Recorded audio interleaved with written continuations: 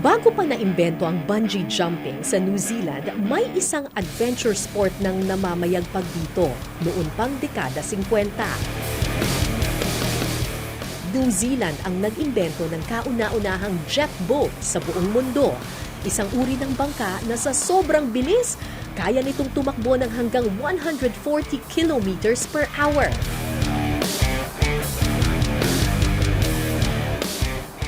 Tulad ng pag-akyat ng bundok sa pamamagitan ng Via Ferrata o Iron Road, naniniwala rin ang mga taga New Zealand na kung gusto mong libutin ang malawak nilang mga ilog at lawa, ang pagsakay sa jet boat ang pinakasunod na paraan. I think, especially in Queenstown itself, it's the adventure capital of New Zealand. Everything was extreme. It's the home of bungee. We're a first commercial jet boat company, so everything is just to the next level. So New Zealand is probably a little bit crazy. We just want to keep pushing the boundaries on everything. Taong 1958 pa nang unang maimbento ang jet boat. Isang grupo ng mga sheep farmer ang gumawa ng bangka na pwedeng magsakay ng kanilang mga alagang hayop. Para hindi ito sumadsad sa mababaw na parte ng ilog, ginawa nilang flat o pantay na pantay ang ilalim ng bangka.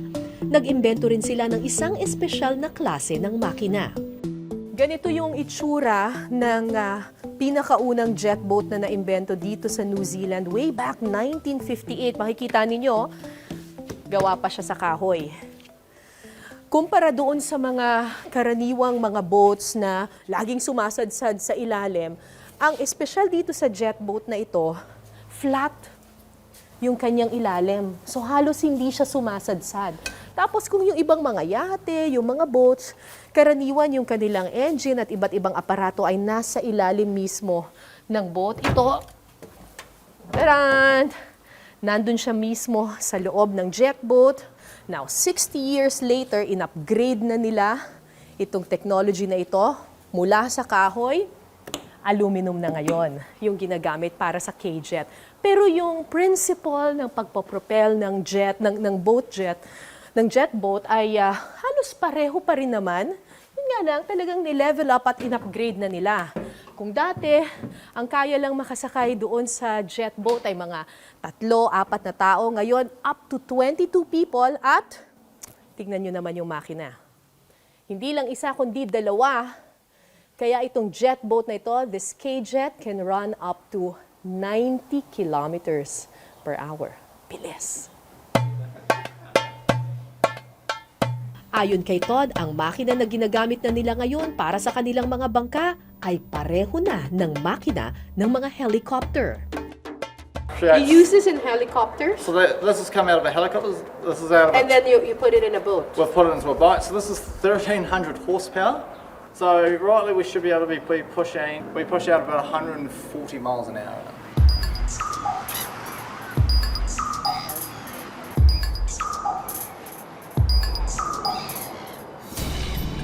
Para maramdaman kung gaano nga ba talaga kabilis ang jet boat na ito, sinubukan kong sumakay dito.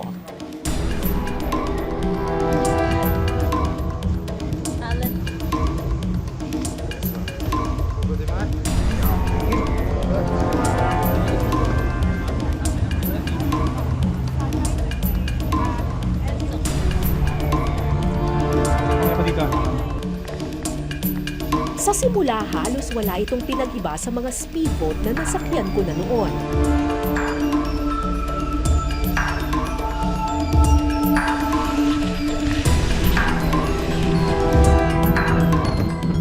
Pero habang tumatagal, pabilis din ng pabilis ang andar ng K-jet. At nang sumenyas ng paikot ang aming driver,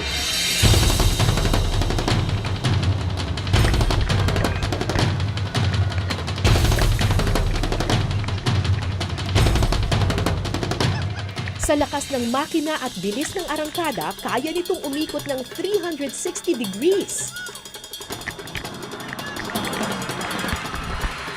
At maya-maya pa, isang ikot pa raw.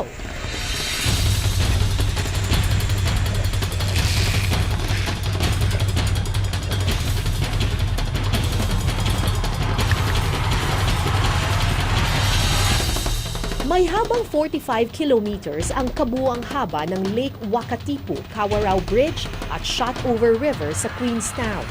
May mga parteng tahimik at malalim, pero may mga parte ring mababaw na at halos sasadsad ka na sa lupa.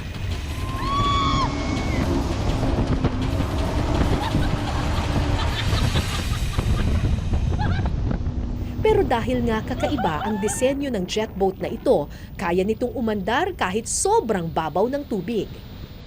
So practically, our boats are running through about 3 to 4 inches of water. So you're cutting through about that much water. Yep, even less than that some days. So you can Really? about that much. As long as it's ankle deep, you can skim the boat through. As long as you're up on the move, planing, and so Because it's flat. completely flat. It's got a little bit of a curve bottom, but it's extremely flat, so it allows you to pass over the shallow water with ease. It's very cool. Matinding training din ang kailangan para makapagpatakbo ng ganitong klasing bangka.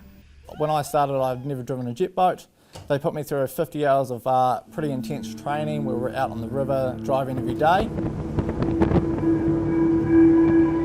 Maya-maya, isang sementadong tulay ang tumambad sa aming paningin. Akala ko titigil ang aming jet boat para iwasan ang mga poste, pero lalo pa itong bumilis.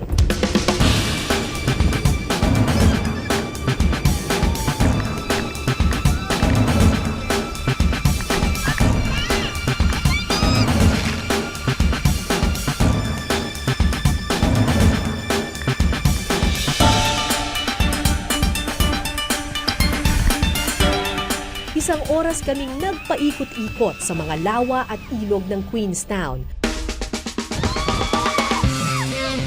Kasabay ng pagkamangha sa malinis na tubig at mayamang gubat sa paligid, napuno rin kami ng kaba at saya sa isang pambihirang paglalayag.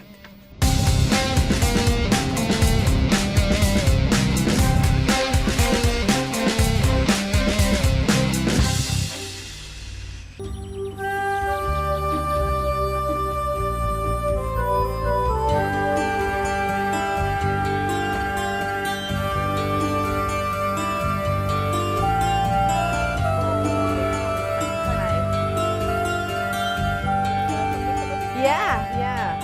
Alright. Kahapon ay sumakay ako ng K-Jet. Medyo nakakahilo yon.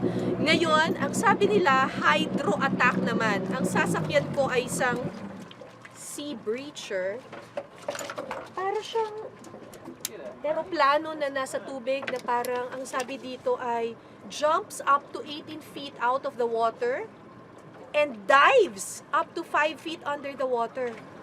So, tatalon at saka sisisid sa ilalim. Parang eroplano na submarine na mukhang jet. Shark ang tawag nila. Good luck sa atin. All right, you ready? So what was your name, madam? Cara. Cara, nice to meet you, Cara. So my name's Chris, this is Sean. Hi, Sean. How are you? Okay, so best way to get in, if we leave this one behind Yes, here. okay. So take it nice and easy. You're going to put your hands here and here.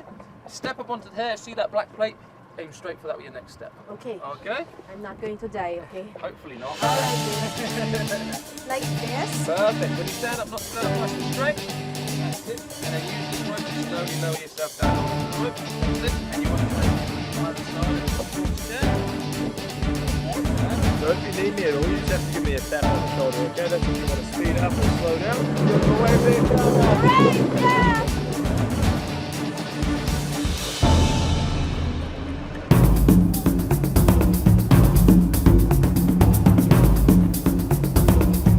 Shark kung tawagin nila ang maliliit na bangkang ito na hugis pating. At tulad ng ilang pating, kaya rin itong sumisid at tumalon mula sa tubig. Maya-maya nga,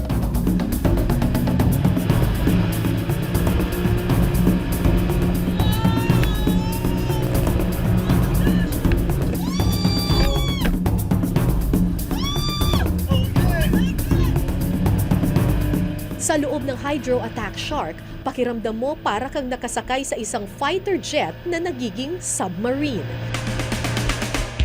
80 kilometers per hour ang bilis nito, kaya kakaibang kaba ang mararamdaman sa tuwing sisisid at tatalon ang iyong sinasakyan.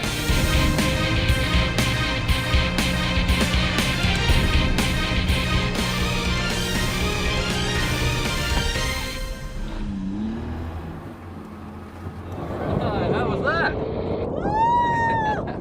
Wait there for a moment and Chris will give you some help to get out of there. Yeah, I'll just grab those for you. I need to try and get across there. Rope there. Watch your head coming up. Ah! Woo! That was awesome. That was awesome. Woo! Parang nawawala yung tiyan ko, grabe. Parang magda-dive ka tapos biglang pag ganun parang, ewan ko, hindi ko maintindihan. Para siyang roller coaster na nasa ilalim ng tubig. Amazing!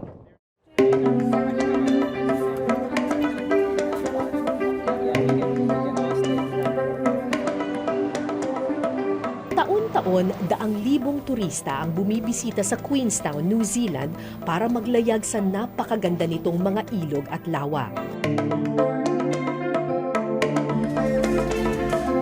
Maaaring thrill at adventure ang habol nila sa simula. Pero higit dito, mas kamangha-mangha ang ganda ng tanawin na napanatili nila sa loob ng mahabang panahon. Mula sa himpapawid hanggang sa mga matatarik na kabundukan, mula sa nagtataasang bangin hanggang sa daloy ng ilog at karagatan. Hindi may kakailang adventure capital of the world ang bansang New Zealand.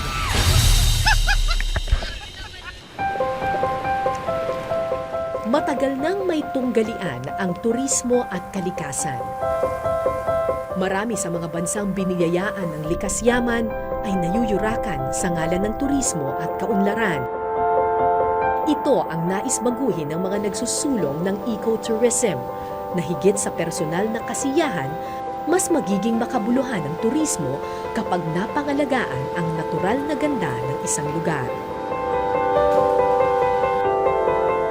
Dahil sa totoo lang, hindi naman sigaw, lula at kaba ang tunay na nagbibigay kulay sa mundong ito, kundi ang pambihirang pagkakataon na makiisa sa mga biyaya ng puong lumikha. Bughaw na ilog at karagatan, at mga bundok na balot ng puting nyebe at luntiang kagubatan.